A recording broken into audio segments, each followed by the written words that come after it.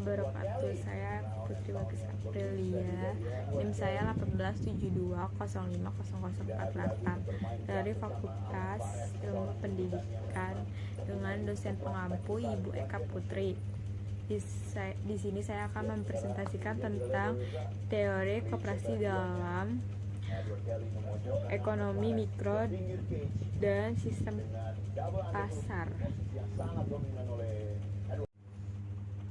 Teori koperasi dalam ekonomi mikro dan sistem pasar.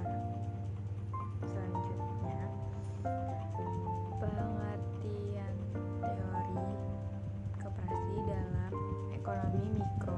Teori ekonomi mikro adalah ilmu yang mempelajari variabel-variabel ekonomi beserta hubungannya secara individual seperti konsumsi rumah tangga, investasi perusahaan, dan hubungan antara sektor rumah tangga dengan perusahaan. Teori ekonomi mikro mempelajari 3 kegiatan pokok dalam masyarakat, yaitu kegiatan produksi, konsumsi, dan pertukaran. Kegiatan produksi dilakukan guna menghasilkan produk barang atau jasa yang dapat memenuhi kebutuhan konsumen. Dari kegiatan pokok dalam masyarakat tersebut menimbulkan konsep baru dalam teori ekonomi, yaitu konsep pasar. Pasar adalah penghubung antara produsen dan konsumen. Selanjutnya, konsep pasar akan melahirkan pembahasan dalam teori ekonomi mikro yang dibagi ke dalam 3 kelompok beserta teori, yaitu 1. Teori perilaku konsumen, 2. Teori perilaku produsen, 3. Teori pasar. Selanjutnya, pasaran perusahaan koperasi. 1. Memaksimalkan profit. 2. Memaksimalkan output image. 3. Menimbulkan biaya rata-rata. 4. Keseimbangan kompetitif. Memaksimumkan. 5. Memaksimumkan dividen dalam kurung SHU peranggotaan. Selanjutnya, koperasi dalam sistem pasar. Peran koperasi di pasar. 1. Pasar persaingan sempurna. 2. Pasar monopoli. 3. Pasar monopolistik. 4. Pasar oligopoli.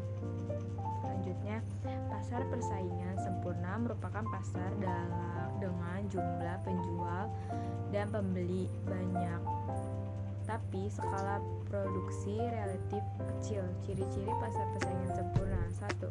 Setiap perusahaan adalah pengambil harga. 2. Perusahaan mudah keluar dan masuk pasar. 3. Perusahaan menghasilkan barang yang sama. 4. Banyak perusahaan dalam pasar. 5.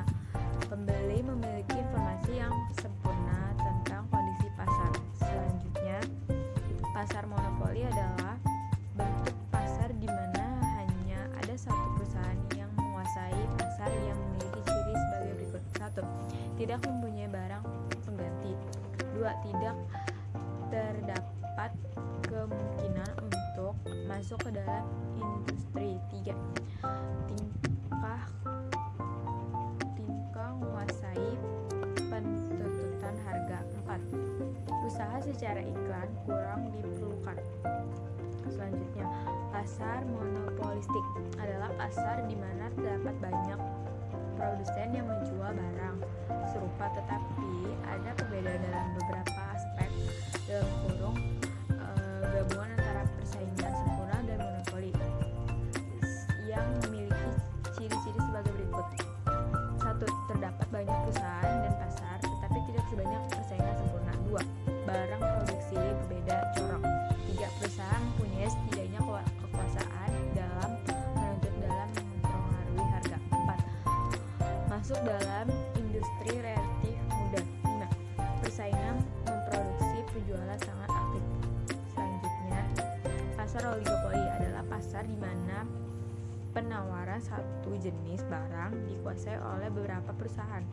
Umumnya jumlah perusahaan lebih dari 2, tetapi kurang dari 10.